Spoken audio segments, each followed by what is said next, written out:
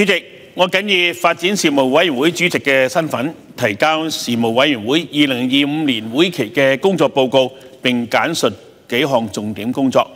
政府當局曾就多項與土地發展相關嘅計劃徵詢事務委員會嘅意見。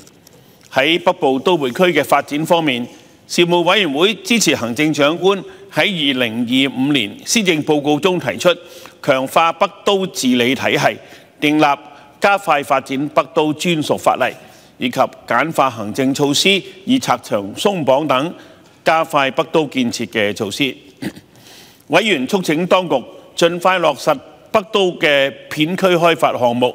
令相關工程可以盡早開展，亦有助提振私營市場嘅工程量。就新界北新市鎮同埋馬草壟嘅發展，委員期望政府當局喺有關規劃上係積極推動城鄉共融。至於龍鼓灘填海同埋重新規劃屯門西地區，委員要求當局加快擬議填海工程嘅進度，以期盡早為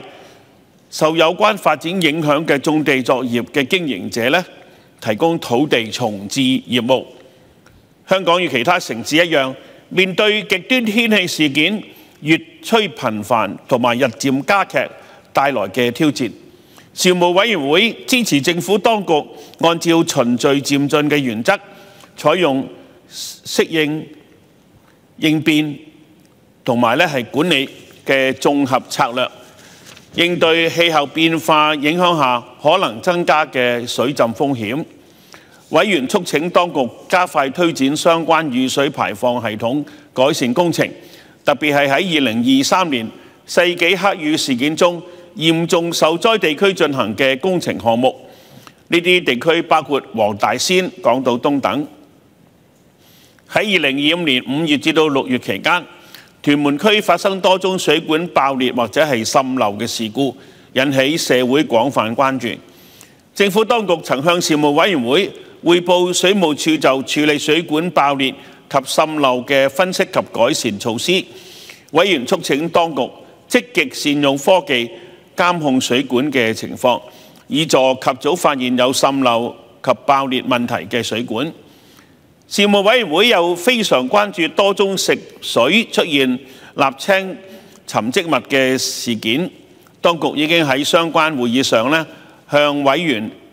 解釋有關嘅改善措施。至於立法建議方面，政府當局曾就有關修訂土地業權嘅條例，